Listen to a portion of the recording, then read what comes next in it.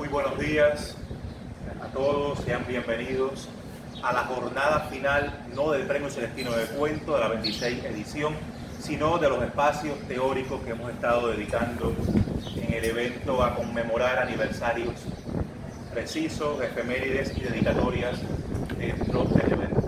Y Celestino vino a Jibara porque se lo merece, ¿no? Un poco jugando con esa frase hermosa que está en la Estatua de la Libertad aquí en la Villa Blanca de Jibara. Hoy estamos en la ciudad de Jibara, en la costa nororiental de la provincia de Holguín, para conmemorar no el fallecimiento, como bien decíamos ayer, sino el legado y la obra del más universal de los jibareños y de uno de los escritores cubanos sin dudas más importantes, quien nació justamente en esta ciudad. Estamos a unos metros de la calle Independencia, quizás a 50 metros o menos, donde el 22 de abril de 1929 nació Guillermo Cabrera Infante. El Premio Celestino de Cuento tiene por tradición venir a Jibara y también se ha convertido casi en una tradición peregrinar en un momento de ese día hasta la casa natal de Cabrera Infante. Hoy esta visita, hoy este panel cobra un doble significado, porque, como todos sabemos, el Celestino dedica una de sus tres momentos, tiene una de sus tres dedicatorias, el 20 aniversario del fallecimiento del premio Miguel de Cervantes 1997. Sobre la obra de Guillermo Cabrera Infante vamos a estar conversando en este momento teórico, en este panel, con dos de esos, como nos gusta decir, caballeros de la luz, Eugenio Marrón y Lino Ernesto Verdecia Calunga. Con ellos vamos a estar conversando. En un primer momento, Eugenio nos va a acercar a esas diferentes facetas de la obra de Cabrera Infante, quizás desde el Cabrera Infante lúdico hasta el memorioso, nostálgico por una ciudad como La Habana o por una villa también. Así que, amigo mío, les dejo el panel, les dejo el público y les dejo ese abordaje sobre la literatura de Guillermo Cabrera. Buenos días. Un día de finales de los años 30 del siglo pasado, una bella e inteligente mujer jibareña con sus dos pequeños hijos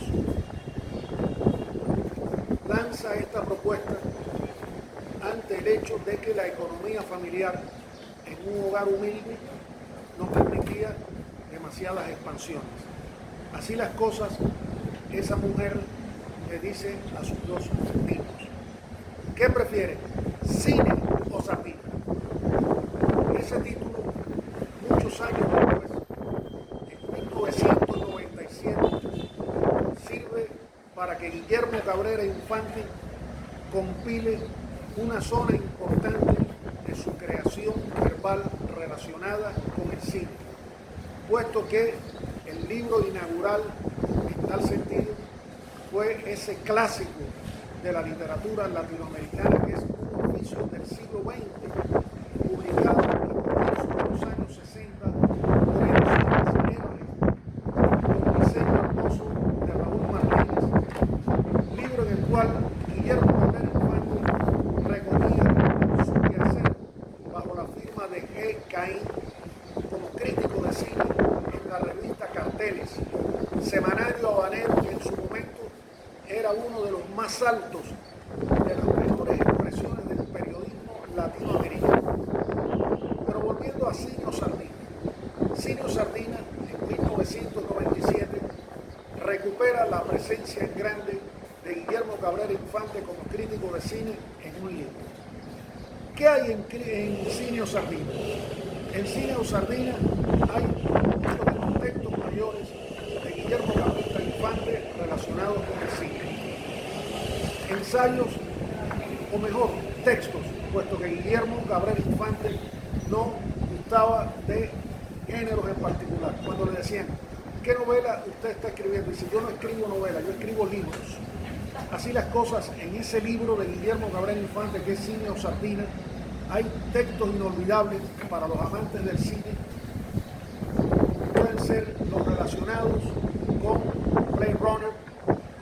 emblemática película de Ridley Scott, sobre el cine del iraní Abbas Kiarostami, sobre Pedro Almodóvar, por citar algunas señas del cine que en los 80, en los 90, ocupaba ya la atención de Guillermo Cabrera Infante. ¿Qué hace de Cine o Sardina la fiesta que se produce en el momento de su aparición? El hecho de que luego de un oficio del siglo XX, de aquellas ediciones originales, ediciones R, a la sombra del periódico Revolución en La Habana, y luego recuperada en una edición de la editorial Seix Barral, los lectores tenían la panorámica inicial del cine visto por Guillermo Cabrera Infante. Las grandes películas de los años 50 están en un oficio del siglo XX. Pero no solo las grandes películas, los grandes directores, los grandes actores, los grandes temas, pero con una particularidad. La particularidad que ejemplificó Mario Vargas Llosa cuando se le otorga el premio Cervantes a Guillermo Cabrera Infante a finales de los años 90, que dice que Guillermo Cabrera Infante es quien mejor ha convertido el acto de la crítica cinematográfica en un hecho narrativo, porque Cabrera Infante, tanto en un oficio del siglo XX como en Cine o Sardina,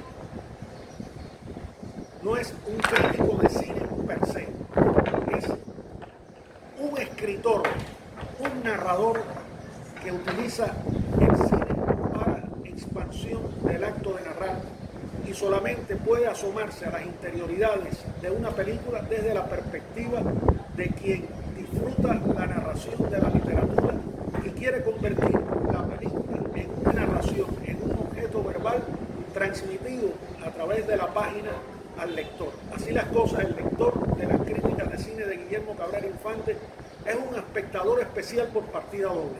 El espectador que ha disfrutado la película se convierte en el espectador que disfruta a la hora de la lectura la película convertida en un texto por Guillermo Cabrera Infante, uno de los grandes aportes de su escritura.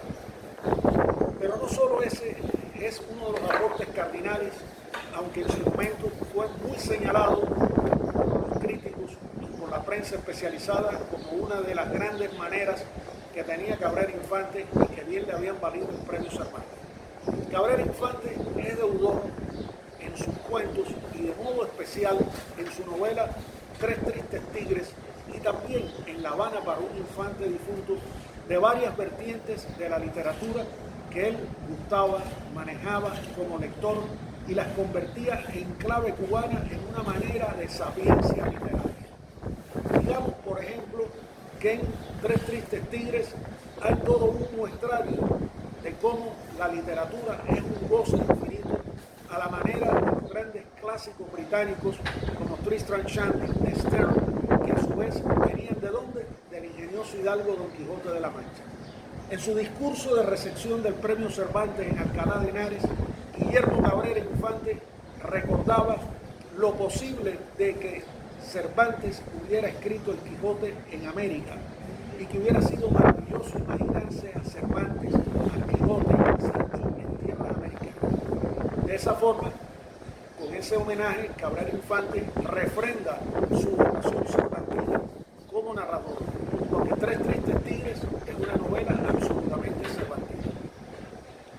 Si bien todos sabemos que en el ingenioso hidalgo Don Quijote de la Mancha se dan cita diversas maneras que convierten la novela en un territorio mestizo, ese territorio mestizo es también el gran modo de construir un libro que emplea Guillermo Cabrera Infante a la hora de Tres Tristes Tigres. En Tres Tristes Tigres está el encanto de las noches habaneras de los años 50, los cabarets, las vedettes, la música, el mundo de la farándula que gira alrededor de ellos, todo convertido en ¿qué?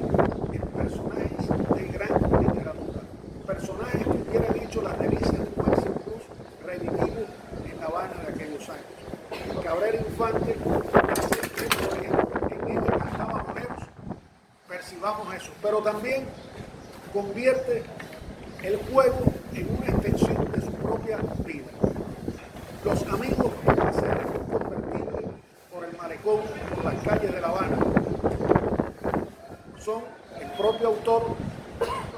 y otros amigos de él, como el escritor y crítico Rine Leal, quienes desentrañan en diálogos donde el juego constante, la invención verbal, el chiste, la gracia, el humor inagotable, la frase que genera nuevas frases, parece territorio absolutamente infinito.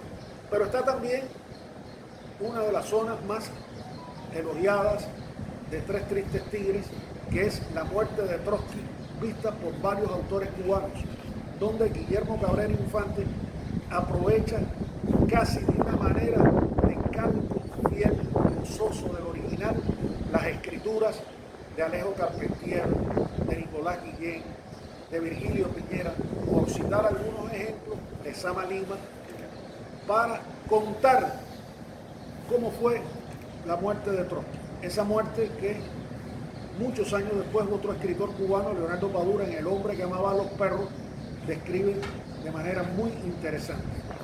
Así las cosas, ese universo de Tres Tristes Tigres sigue siendo un universo inagotable donde el chiste, el humor, la gracia, la invención es testimonio también de un aprendizaje realizado por el autor. No solo el aprendizaje de Cervantes, sino el aprendizaje del mejor discípulo que tuvo Cervantes, que no fue un español, sino Lawrence Sterne, con las vidas y opiniones del caballero Tristram Shandy, clásico de finales del siglo XVIII, que constituye la mejor lección cervantina a la hora de qué es una novela o qué puede ser una novela. Pero también tenemos a Guillermo Cabrera Infante de otra zona, la zona gozosa de su aprendizaje de La Habana, de su manera de desentrañar los códigos de una ciudad, de convertirse en un personaje que va viviendo su propia vida dentro de la ciudad, pero también va retratando la ciudad, sus criaturas, sus gozos, sus luces, sus sombras, el placer inagotable de vivir en una ciudad, como es el libro La Habana para un infante difunto. Libro donde también hay algunos de los momentos de más alta elegancia, de más alta manera incisiva de asumir el erotismo a la hora de la literatura en clave cubana.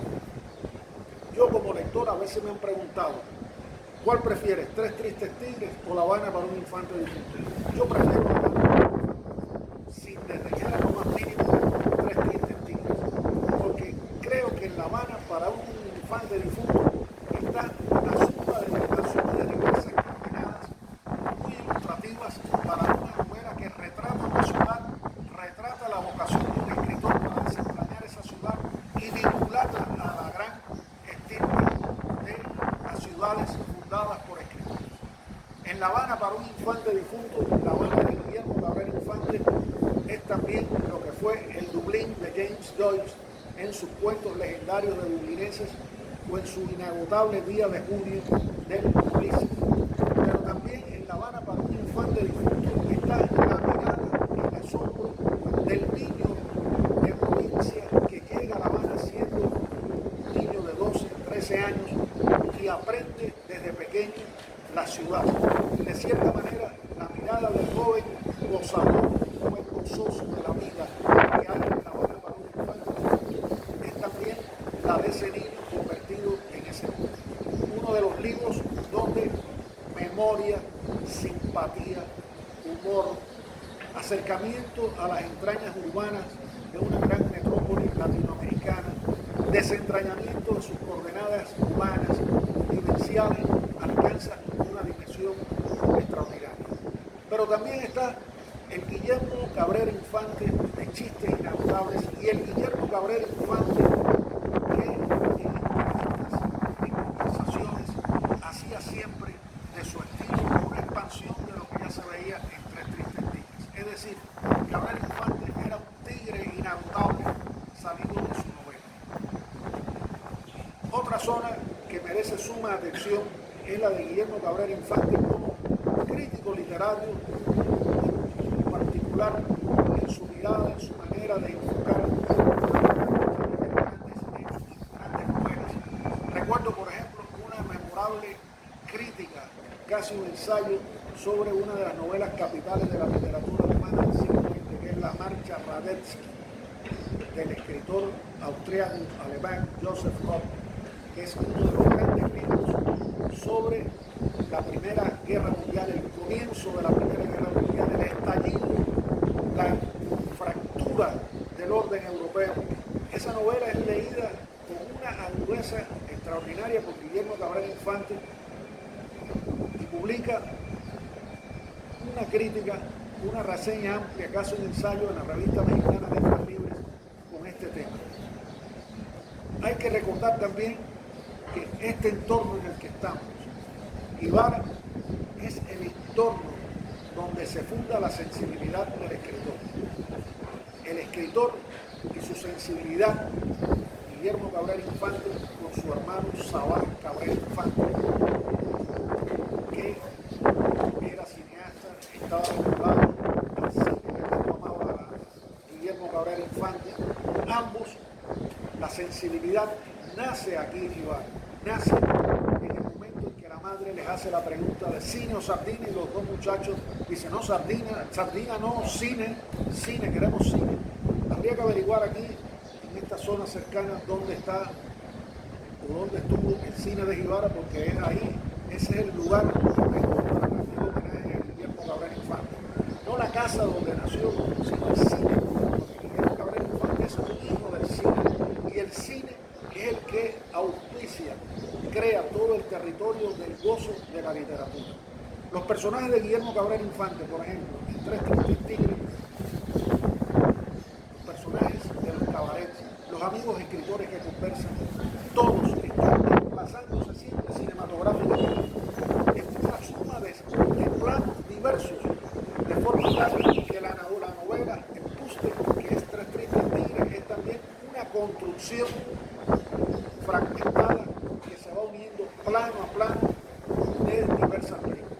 Hay que recordar, por ejemplo, que en un oficio del siglo XX, Guillermo Cabrera Infante es uno de los primeros críticos hispanoamericanos que advierte la importancia y el calado de jugosas películas del cine francés, como 400 golpes de François Truffaut. La crítica de 400 golpes que está en un oficio del siglo XX es un ejemplo de lectura de una película y de convertir esa película en un gozo narrativo a través del cual logra perpetuarse la película por otros medios. Esas son las coordenadas que mueven el mundo de Cabrera Infante. Cabrera Infante es un escritor que convierte la memoria, los espacios geográficos de su vida, en este caso La Habana. Nadie creó La Habana literariamente como la creó Guillermo Cabrera Infante. Y es curioso que La Habana, he leído hace poco algún crítico que decía que la gran Habana literaria había sido construida por dos escritores que no nacieron en La Habana.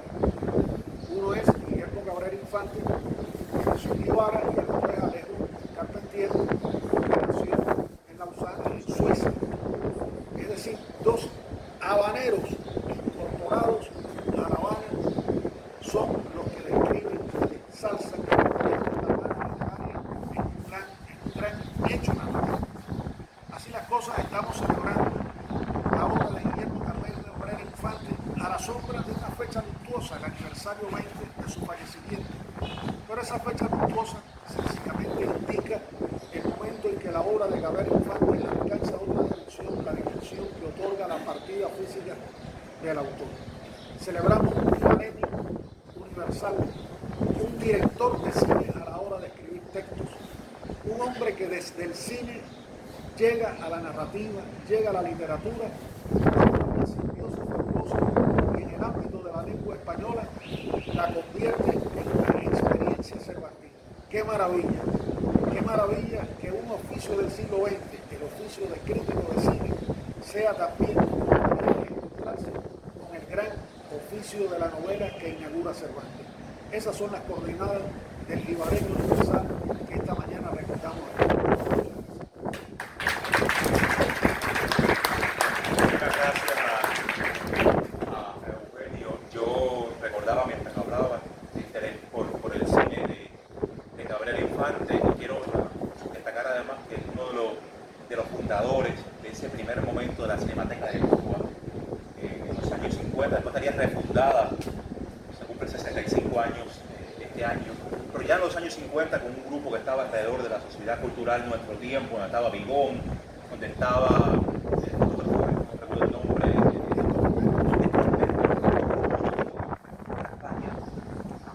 el nombre, pero bueno, alrededor de ese grupo de jóvenes que integraban,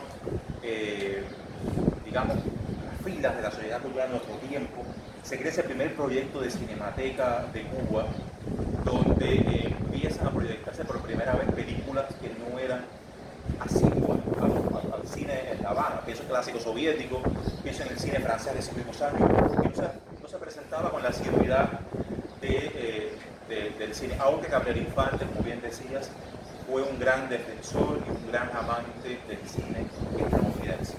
Incluso cuando revisamos ciertas polémicas en relación con el neoliberalismo, más en 59-60, y los nuevos movimientos en boga como el Frisinema o la Nueva Ola, vemos a Gabriel Infante como un defensor acérrimo, incluso también vemos los intereses que hay detrás de otros movimientos. Y de grandes directores especializados como Alfred Hitchcock o John Huston. Exactamente, un interés muy fuerte a la hora de defender el cine estadounidense, que era un cine de su interés.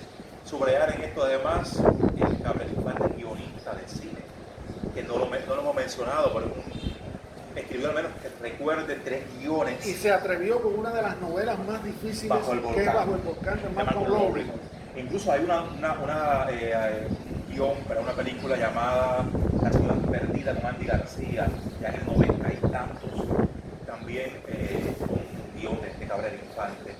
Un hombre, como bien decías, tiene esa asombrosa capacidad de percatarse de directores que comenzaban ya en los años 80, 90, como Pedro Almodóvar, como Tarantino, como Kiarostami, que tienen una manera diferente de hacer cine a este cine clásico norteamericano de los años 50. Va más a un mainstream, va más a un Star System, un sistema. El cine de Kiarostami no tiene nada que ver con el cine norteamericano de los años 50. Y él es el gran texto. Es un texto fabuloso, es increíble. Gabriel Infante reescribe la película y reescribe la novela de Lee en su texto sobre la película. Es una cosa algo que olvidaba y tenía muy apuntado. Hay un texto de Guillermo Gabriel Infante sobre Pedro Almodóvar que entrecruza 3 miradas como testimonio de lo que es la mirada a la hora de la creación del arte. Es un texto que él escribe al calor del estreno en España en el año 2002, estreno en el que tuve la fortuna de asistir, de Hable Conmigo. En un suplemento del periódico El País, él publica un largo texto que se llama Los ojos de Pedro, en donde Guillermo Gabriel Infante entrecruza 3 miradas españolas. ¿Y qué clase de 3 miradas españolas? Primero, los versos célebres de Góngora que dicen: mátanme los ojos de aquel andaluz. Los ojos de aquel andaluz son también, dice Guillermo, los ojos de Pablo Picasso, que son también los ojos de Pedro Almodóvar. Porque lo que primero le fascina a Guillermo Gabriel Infante en ese texto es la mirada de Pablo Picasso. Y cómo esa mirada es una mirada que viene de Góngora, que a su vez se va a convertir en la mirada de Almodóvar. O sea, es un hombre que no solo sabe entrecruzar el placer y las referencias de la literatura, sino también todas las grandes referencias del arte para construir su evocación literaria del hecho cinematográfico. Integró el jurado que le da el premio Cannes a ficción Tarantino. Estuvo ese año en el jurado. Y un gran admirador de Tarantino. Gracias, Eugenio. Amigo mío, le doy la palabra en el panel para saber cómo Ernesto Verdesia llegó a la obra de Gabriel Infante. Antes de todo quiero señalar que quizás sea uno de los menos jóvenes aquí reunidos, aquí presentes. Y los hay, por supuesto, mucho más jóvenes que yo. Yo tuve un conocimiento de Gabriel Infante de una manera muy curiosa. Estaba en el último año de preuniversitario Tarará, Ciudad de Palacio Redondo, y la profesora de literatura, Ana María Fernández, llevó un cuento al aula que, si no recuerdo mal, se llamaba Un rato de Tecnayá, del libro Así en la paz come la gente. A mí que me gustaba la literatura y que era submonitor de literatura, porque era monitor de física, cosa más rara, me impresionó mucho aquel cuento. Ella leyó con cierto tintín prejuicioso, pero le pedí prestado el libro. Recuerdo que me lo leí a contrapelo de la disciplina, porque a las 10 había que apagar luces y todo, y empezar a dormir. Y yo me escondí en lo que era el garaje del albergue para leer el libro y devolverlo al otro día. Ese fue el primer contacto con el nombre de Cabrera Infante. Ya en la universidad, año 67, 68, 67, estaba en el segundo año, en el primer y segundo año. Mi amigo Germán Lenzano Paneque, no sé por qué vía, tenía un oficio de siglo.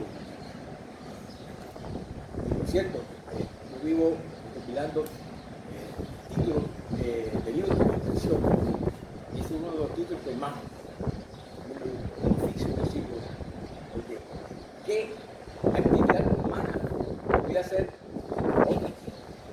un oficio del siglo XX sino el de Kitty Pérez? No puede ser algo. Y algunos estudiantes de letras nos ponían nerviosos, ansiosos.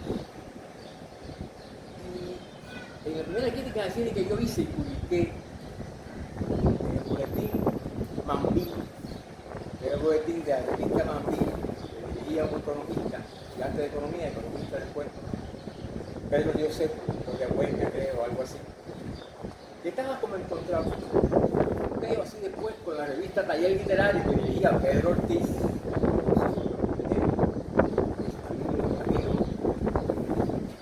él publicó la crítica de cine en el boletín Mambí, que era para publicarlo en el boletín de la revista Taller Literario.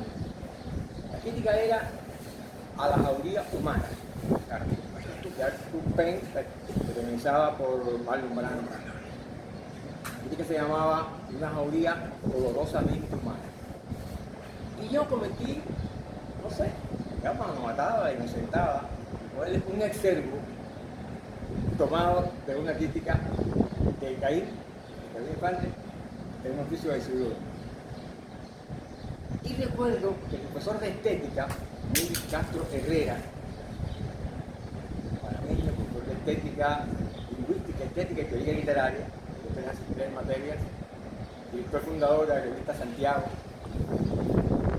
me llamó la atención por haber usado a Gabriel Infante. Fue la primera vez que yo sentí censura sobre algo que no debía haber usado. Me marcó muy bien porque eso me hizo incrementar la relectura de un oficio del siglo XX. Éramos un grupo aficionado al cine. Fue un momento que puede considerarse el momento de oro del club universitario. Y por ahí me fui adentrando en quién era Gabriel Infante. Yo recuerdo cómo fue que llegué a Petit Detective de una manera igual, casual. Esos libros que andan underground, uno lee porque alguien lo tiene, se lo recomienda en un susurro y uno comienza a buscarlo. ¿Quién que es? No es. ¿Quién que lee o escribe o se informa? No es hecho eso. Y ese Gabriel Infante me permitió a mí acercarme cuando leí Petit Tigre, porque allá era profesor universitario e impartía literatura latinoamericana y después narrativa cubana, a la necesidad, digo necesidad o a la obligatoriedad de no poder desarrollar clases sobre Gabriel Infante. Voy a hablar de muchos autores, pero no de Pedro Infante. O sea, no voy a llevar a mis alumnos a Pedro Infante. Y entonces, bueno, me regodeaba mucho, quizás demasiado otra vez, entre Carpentier y García Márquez. Recuerdo inclusive, en el año 1995, en el ejercicio, uno de los ejercicios para llegar a la categoría de profesor titular, uno de los ejercicios era una clase metodológica instructiva. Para un tribunal, todos eran doctores. Y yo recuerdo que yo escogí una clase, el tema que era cómo llevar al aula autores cubanos que no estaban en el programa de estudio, decidieran o no en Cuba. En el tribunal había alguien que sabía lo que yo quería hacer, porque yo, entre los autores, utilicé a Gabriel Infante. La clase instructiva, la clase, si están aquí, algunos han pasado por eso, en la clase que uno desarrolla el tema, si uno explica cómo daría eso para un grupo específico. Yo recuerdo, entre los autores que utilicé, puesto en Alvarez y Gabriel Infante, tenía que decir una cosa que después el tribunal me comentó no sabía. Dije que lamentablemente desconocido por los estudiantes de letras, Gabriel Infante era esto. Así progresivamente me llegó, hermano, gracias a Humberto González Caro, cine Mozambique. Estábamos en Manzanillo, evento el cine Manera de Narrar, yo tocaba Ramón Cabrera, y él se refirió a ese libro. Yo nunca lo había visto. Cuando íbamos, quedó impecable, efectivamente, nos prestó. Tengo un ejemplar de ese libro gracias a otra persona, exalumna, que me lo dejó antes de irse de Cuba. Y así progresivamente me fui dando cuenta de en cuántos autores, cuántos realizadores de cine, escritores, guionistas, en cuántos críticos había la semilla de la personalidad de Gabriel Infante. Nadie podía escribir, como hablábamos ahorita, un oficio del siglo XX. Ese sentido, ese montaje, en ese libro, no se puede. Bueno, yo para el gusto de Gabriel Infante y de poesía.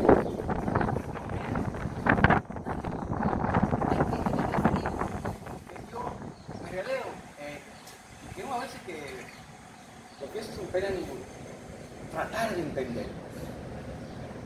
Hay una primera parte de ese libro, ese prólogo, presentación que lleva Gabriel Infante, que me encanta, su nombre es Ecaín.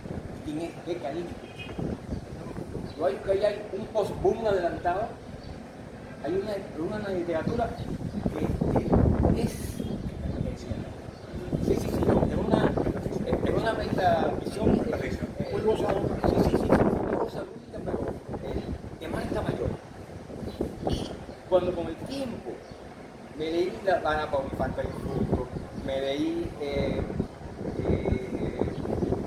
Vidas Paralelas. ¿Cuál? Esa crónica, esa manera que él describe a Piñera y a Lezama, esas cosas, cosas que uno disfruta, pero se da cuenta de la habilidad, la habilidad de que está detrás de cómo describe, de qué detalle él va dando en algo, en una palabra, en un rasgo, que no sé la palabra aquí, pero está dicho que es el sarcasmo. Digo esto, pero no digo que era sarcasmo. Esa imaginación, esa ironía, esa cosa. Y un poquito choteo también. del detalle cronotópico que tiene él, es sarcasmo, tremendamente sarcasmo, que no es lo mismo que la ironía. Son primos hermanos, pero no son lo mismo. Son hijos del mismo vientre, pero no son lo mismo. Entonces, como además, a mí me ratifica la grandeza de Claver Infante, gracias al dúo Mirabal Velasco. Elizabeth Mirabal Castro, ¿verdad? Elizabeth Mirabal Velasco. Diego gana el premio ensayo. Venía con Carlos Paso del Cronista. Había sido su tesis de licenciatura en periodismo. Diego gana. Investigación. Yo gracias a Fernando Pérez sé que este libro existe. Sé que ese libro existe. Y entonces, lo voy a traer, quería conseguir. Y cuando lo tengo en la mano, empiezo a leer, es como echarle levadura a la masa que uno va a poner en el horno. Comienza a crecer la admiración, el conocimiento, el detalle sobre alguien que uno admira.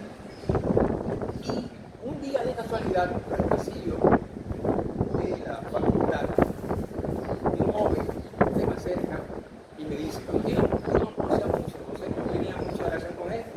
Me dice, profesor, mire, ¿usted conoce este libro? Y muestra buscando a Caín. No sé cuántos de ustedes lo conocen. Me muestra buscando a Caín y me dice, este libro va a salir pronto, así que habla algo en la feria del libro. Ese joven fue su Henry. Estábamos al lado de este niño extraordinario también que está aquí. Y entonces, yo tenía todo aquello buscando a Caín en aquella cosita. Muy pronto tuve el libro por 2 días y me di cuenta una vez más de cómo esa mirada, esa focalización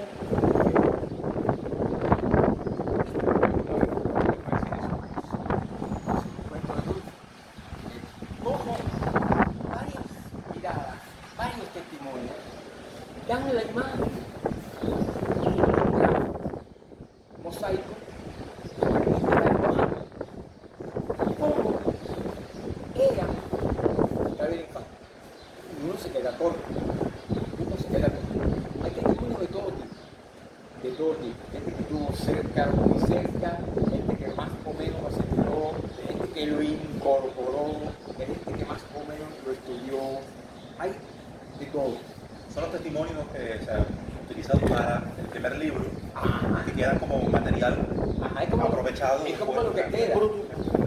Tú haces una gran obra de construir y te quedan materiales, gravilla, cemento, arena, ¿no? Y con eso construyes otra cosa. Y esas entrevistas que son fabulosas, encantadoras, además muy bien escalonadas, muy bien editadas, muy bien colocadas. Y son en el sentido de colocación de las partes. Son capaces de llevarnos a testimonios tan bonitos, tan precisos, con los cuales uno puede estar de acuerdo o no en una parte. Y voy a poner un ejemplo de eso ahorita.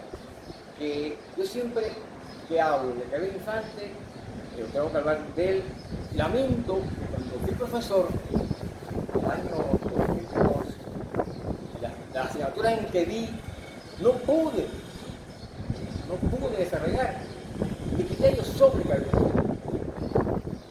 Entonces lo he hecho en otro momento, a mí me fue una oportunidad, como también lo he hecho sobre otros autores que en aquel momento no estaban en el parque de estudios, no podían estar.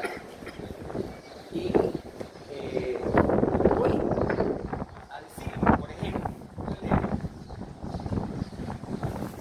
lo que dice Edmundo Etno sobre Claver Infante, el dato de caracterización formidable.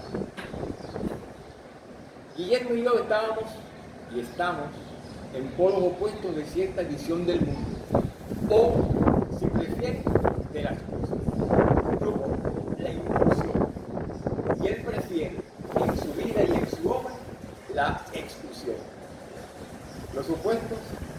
te toca, decía Andrés. Y en esta tierra de nadie intento vivir y expresar. En cualquier situación conflictiva suelo pensar en la posibilidad de que el otro tenga la razón. Es una incertidumbre que disfruto, que me permite adoptar y sobrevivir entre las rutas. Y así empieza calificando a Guillermo. Y Fernando Pérez, que describe cómo asistió, cómo leyó, dice algo con lo cual yo no estoy de acuerdo. Eso le he dicho a él. Yo voy a iniciar en un proyecto de libro sobre Fernando. Eso le he dicho. Fernando Pérez dice otras cosas, cómo llegó a, cómo él quiso conocer a Pedro Infante, cómo quiso leerlo, cómo quiso. Dice, con el tiempo he aprendido que es mejor no conocer a quienes uno admira. Es preferible que estén distantes, porque la obra siempre es más importante que el individuo. Me hubiese gustado conocerlo, pero tampoco siento que hubiese podido ser. Voy a festivales y veo a grandes directores que admiro y no me acerco. Asisto a la conferencia y me quedo detrás. Lo único que me atreví a hacerlo y por teléfono fue con Pedro Almodóvar. Y yo pienso en eso. ¿Será verdad que no será bueno? Que no será será bueno no conocer a aquel que uno admira mucho.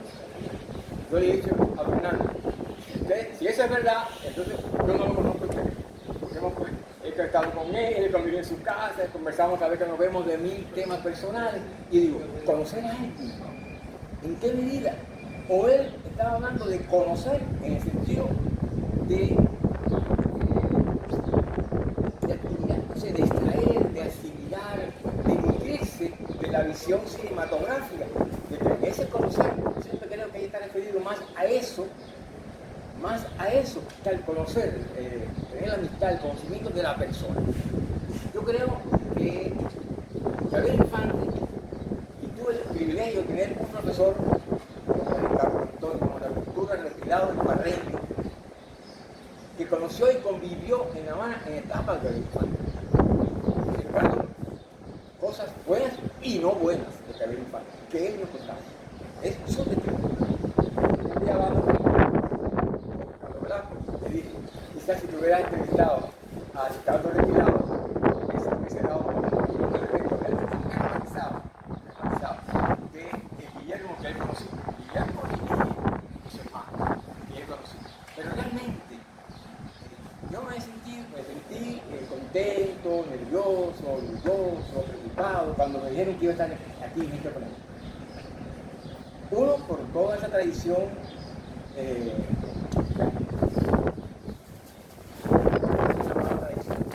por todo ese lenguaje extraño ideopolítico de limitación con nombres de la cultura cubana, como ocurrió con Gabriel Infante.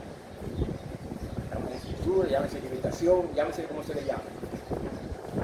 Me emocionaba eso, el hecho de estar aquí en Jibara, hablando de un autor que conocí así, tenía 18 años, que después leí, que le respondía, y que iba admirando, y a veces no comprendí esa carnavalización, usando el término de esa carnavalización de su estilo,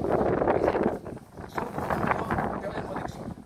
Usted siente que en el momento no entiende, no capto la intensidad de ese campo, aunque no cosas, se da cuenta, son tantos los vasos comunicantes, de esa manera intelectual que valen este homenaje por los 20 desfallecidos y por todo lo demás que podamos hacer. Hasta ahí. Muchísimas gracias, Lino. Yo recordaba cuando hablabas del trabajo de la novela de Elizabeth Mirabal, quizás sobre todo Yusef, Mariela, entre los tantos amigos que están en el público, va a recordar, yo soy malo para la fecha, no soy como Benio Marrón, pero entre el 2012 y el 2014, Carlos y Elizabeth estuvieron en el Premio Celestino, nos acompañaron y ambos libros se presentaron, o sea que me alegra que hayas, y estuvimos Jorge Ibarra también con ellos. En la batería Fernando VII en ese momento. Pero las presentaciones, si más no recuerdo, fueron en el patio de la Unidad. En el patio de la Unidad. O sea que me alegra que hayas tocado eso porque me hace regresar unos más de 10 años, más de 10 ediciones hacia atrás, cuando Carlos Velasco y Elizabeth Mirabal estuvieron presentando justamente en la jornada del Celestino. Hay algo que yo agradezco mucho porque tiene que ver con la memoria histórica y la fragilidad del testimonio. O sea, cuando yo ahora te pedí el libro y hojeaba, sobre todo para ver los nombres de los testimoniantes, noto que de la larga lista apenas viven 2, 3 personas ahora. Graciela Pavolotti, Fernando Pérez, Ernesto Fernández, el fotógrafo, y Fausto Canel. Son los únicos 4 de una larga lista de testimoniantes que están en este libro. O sea, si no hubiesen sido recogidos en su momento, pienso Harold Gramax, el dramaturgo Matías Montes Huidobro, que radicaba fuera de Cuba desde los años 60, o pienso en Marta Calvo, Enriquito Pineda Barneu, José Lorenzo Fuentes, que están incluidos dentro de los testimoniantes, o Santovenia, con propia Prosa Cortés. Nos hubiéramos quedado sin el testimonio de esta relación, esta mirada personal de cada uno de ellos sobre su amistad, su cercanía o su conocimiento del Cabrera Infante, sobre todo en los años 50, 60, en que se centra mayormente Carlos y Elizabeth a la labor de ellos. Y la tarde de Manuel Párez, Mauricio Pérez. y la tarde de diciembre del 97, cuando le dan el premio Cervantes a Guillermo Cabrera Infante, que tú y yo nos encontramos en la entrada de los días. Mira, eso como dije, es otro detalle curioso. Yo tenía cierta relevancia en la Unión de Santiago de Cuba en ese momento, y estaba en la Unión y cosas. Voy saliendo y de una casa a otra, ahora viene con una cara de alegría, así, una cara festiva, y me comunica, Como la que tiene ahora, ¿no? y me comunica lo del premio Cervantes. Le digo, ni nos ha ganado el premio Cervantes Guillermo Cabrera. De acuerdo a eso. Muchas gracias a los dos. Eugenio se va a quedar conmigo aquí. Yo Ahora bien, te despido a ti y te invito a Rubén Rodríguez, pero para ti. El girasol de la luz. Que regala símbolos de luz. los girasoles, sí, Regala símbolos de luz. los girasoles y un pedazo de brisa me llevo también. Rubén, a diferencia de Lino, yo me acerco a la narrativa de Cabrera Infante primero que a su crítica de cine. Y me acerco, lo primero que leo es Amanecer en el Trópico. Después, pasando, si mal no recuerdo, alguna de aquellas pandemias o en algún momento de la universidad o la vida o algo así, en esos días de clausura leo Tigres. Pero los que estudiamos periodismo en la Universidad de Holguín, sí tuvimos la dicha de que muchos atisbos de Cabrera Infante nos llegaran gracias a Rubén Rodríguez. Varias veces recuerdo que llegaba Rubén al aula con un ejemplar de 3 Tigres o con el ejemplar de Infantería publicado por el Fondo de Cultura Económica en México a raíz del premio Cervantes a Cabrera Infante. Y Rubén, con esa cercanía a la parodia, al sarcasmo y al humor que tanto le debe devolver también a esa cercanía de un casi contemporáneo, nos acercó a esos chispazos de humor, de buen periodismo y de literatura que hay en la obra de Guillermo Cabrera Infante. Un hombre que ha sabido como poco sintetizar hay ciudades creadas en la ficción, nacidas desde la ficción, y hay ciudades refundadas desde la ficción. La Habana es una de estas ciudades refundadas desde la ficción. Y bien él decía que él no vivía en cubano, vivía en habanero. Y a propósito de esto, recuerdo un crítico de origen cubano, que es Santí, Enrico Mario Santí, hijo de un hormiguero, del escultor Santí, y alumno de otro hormiguero de Arrón, José Juan Arrón, que decía que el ejemplo paradigmático de síntesis de la cubanía en un escritor era el de Guillermo Ferrer Infante. Ninguno sintetizaba lo cubano en la literatura tan bien como Guillermo Ferrer Infante. A esta síntesis de lo cubano nos acercó esta aula de periodismo y también nos ha acercado de su literatura. Así que te dejo la palabra, te dejo el público y te dejo un poco de Gabriel Infante también para ti hoy. Gracias. Hay que decir que la literatura de Gabriel Infante se ajusta muy bien para impartir lecciones de estilo, que es una de las asignaturas que yo asumo en la universidad, de estilo periodístico y de estilo literario. En materia de estilística es un maestro. Y sobre todo, para ver el concepto de estilo entendido como propio, único de cada quien, suelo utilizar el capítulo correspondiente de Tres Tristes Tigres, donde él nos entrega 7 parodias de otros tantos autores cubanos. Y con eso no hay que decir mucho sobre la teoría, porque es la muestra de que la personalidad, la formación y la voluntad de cada quien ilumina el texto correspondiente. Y es así. Yo prefiero escribirlo porque no me asiste el don de la coherencia, de la elocuencia. Me suelo dispersar. Mis amigas suelen pedirme que las acompañe a cosas, pues saben que me acompañan 3 supuestas virtudes: humildad, prudencia y discreción. Fue a finales de los años 90 cuando acompañé a una buena amiga a Rivara con una misión especial. Había ganado una beca en la Universidad de Cardiff, en Gales, y una vez en Inglaterra. Se proponía entrevistar a un personaje ilustre residente en Londres. Como cebo, planeaba utilizar un recurso melodramático, casi telenovelero. Le engatusaría con una fotocopia de su partida de nacimiento. Creía ella, con la certeza que otorga la ingenuidad juvenil, una vez vistos el tomo y el folio y la firma del amanuense, a 20 señas onomáticas ancestrales, que el personaje le franquearía sus puertas, las palpables del domicilio, las intangibles del corazón. Fue así como me enfrenté a la partida de nacimiento de Guillermo Cabrera Infante, con sus fechas y generalidades anotadas con fina caligrafía Palmer, y recordé a César Pañero. Dichoso el árbol que es apenas sensible, y más aún la piedra, que esa ya no siente.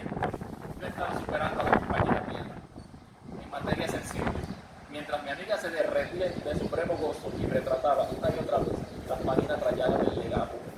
Mas no se conformaba ella con tan poca cosa, y la emprendió con la casa familiar de los Cabrera o los Infantes o las de sus parientes, disque primos, para hacerse de noticias más o menos fiables que le ayudaran con su periodístico chantaje sentimental.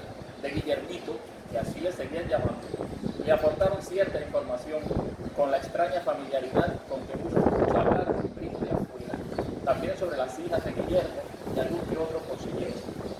Ella hizo fotos de la casa y de la familia, y nos marchamos sin ver el mar, sintiéndonos un híbrido de Champollion, Howard Carter y Lara Croft.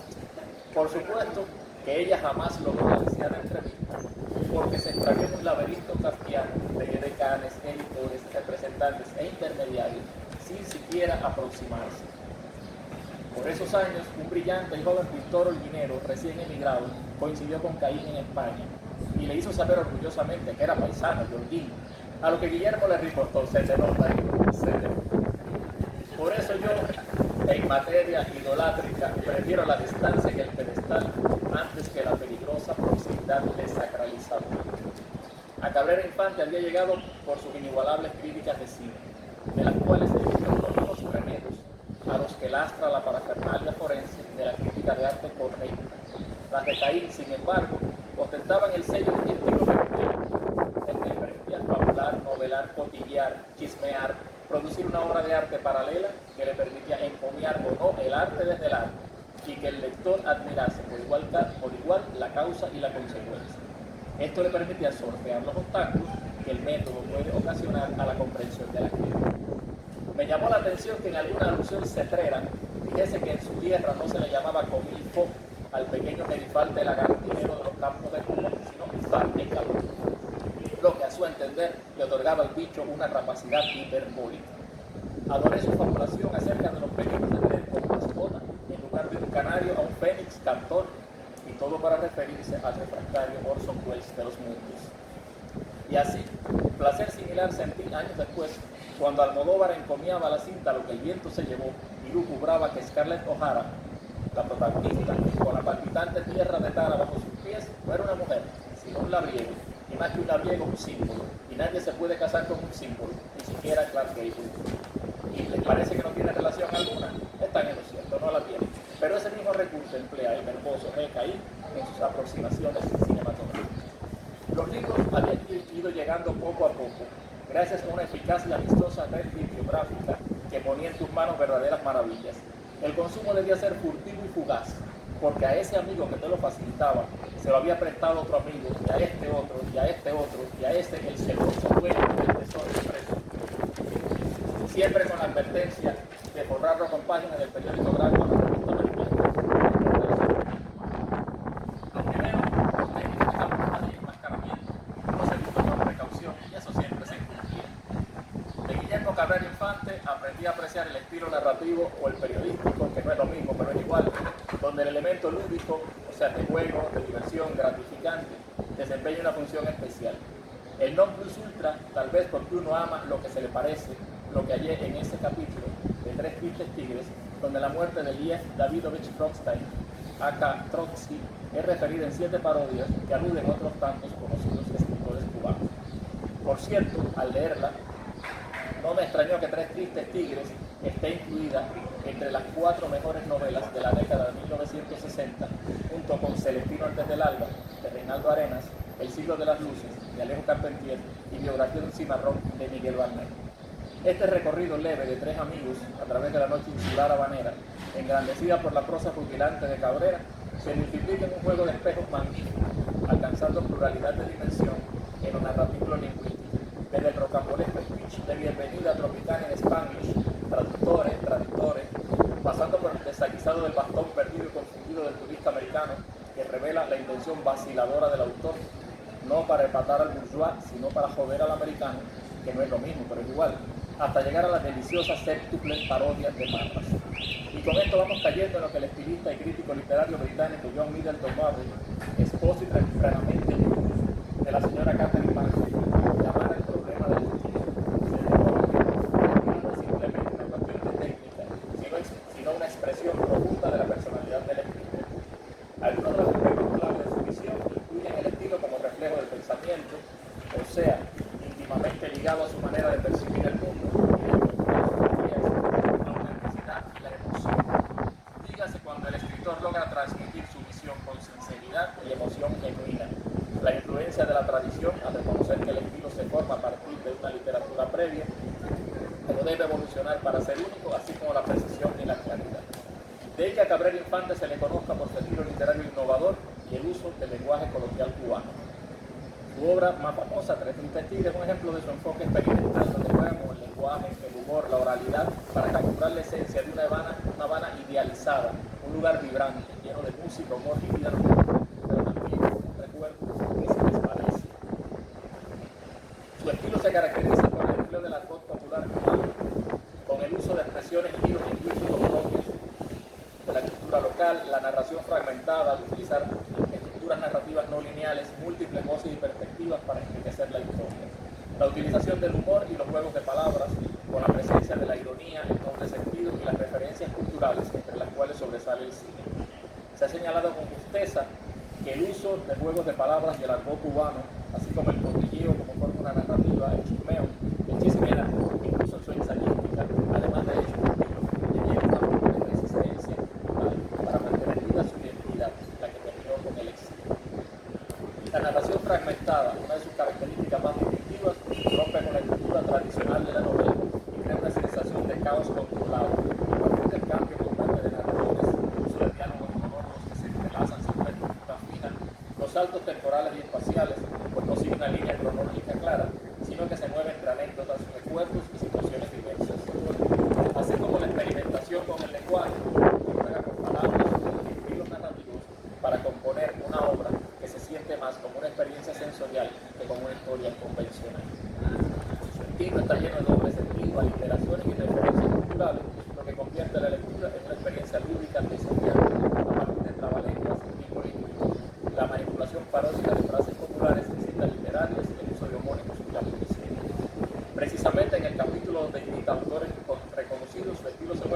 experimental, recreando sus voces con humor e ironía. Es donde aparece la intertextualidad que luego caracterizaría el movimiento postmoderno décadas posteriores, pero transformando los rasgos de estilo en versiones exageradas y satíricas del original.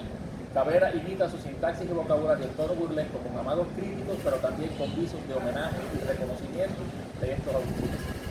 Ignora el modo en que los autores vivos, en el momento de la aparición de tres tristes tigres, acogieron las parodias, o las ronchas que levantarían en los admiradores y otras excelsas culturas nacionales, pero me ha permitido recordar una reflexión que el crítico Middleton realizara en su libro El problema del estilo.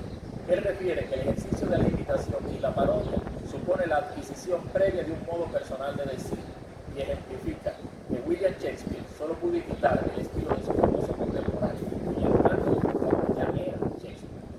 El mimetismo de Cabrera en ese capítulo, Tres tristes tigres, es perfecto. Su estilo narrativo se vuelve dúctil, elástico, flexible, una suerte de espejo, aunque burlesco, que capta el rasgo del original y lo distorsiona a su favor, provocando un nuevo original, pero de una prolijidad exquisita. Los títulos son una suerte de pórtico que adelanta los contenidos. Los hachacitos de Rosa, José Martí, el invisible bebé de la Moscuba que le consagra Bolchevicuá, Lidia Cabrera, el ocaso, Alejo Carpentier, Nuncupatoria de un cruzado, José Lezama Lima, Tarde de los asesinos, Virgilio Piñera, Trinity, Naya Semornar, Lino Novascal, y elegida por Jacques Fornard en El cielo de Lecumberri, Nicolás Guillén. Su escritura es más espontánea que consciente y está determinada, sobre todo por el típico sentido del humor, ese que Jorge Mañach definiera décadas antes como el choteo. A propósito, deseo terminar con una declaración que hiciera Cabrera Márquez en 1970, referida a su estilo narrativo. No tengo preocupaciones ni mayores ni menores al escribir. Escribo con un gran sentido de diversión, con un empeño de jugar primero y luego de observar el juego casual o causal que se establece entre las palabras, mientras selecciona las posibilidades de juego que ellas entre sí me permiten, y el juego de relaciones que establecemos todos en espera de que el lector deje de ser el espectador y entre también en el juego. Lo que no es tan evidente es que el diseño le permite muchas veces al azar cambiar y establecer las reglas del juego. Muchas gracias. Muchísimas gracias a Diego Fuego por contribuir a este acercamiento a DKI, Nadia Guillermo Cabrera Infante. Gracias al amigo que está en el público. Ha sido una mañana, creo que realmente hermosa, la más necesaria de homenaje que desde el premio selectivo de hemos hecho a Guillermo Cabrera. Más que, como decía, hacerlo con esa alegría con que el propio Macron festejó en 1997 el premio Cervantes. Hoy estamos contagiados de esa dicha porque esto es un manejo que hemos hecho desde el agradecimiento. Entonces, quiero apuntar que el periódico Ahora, donde trabajo hace 34 años, fue la única publicación cubana que publicó en su momento la entrega de Guillermo Cabrera Infante del premio Cervantes de literatura.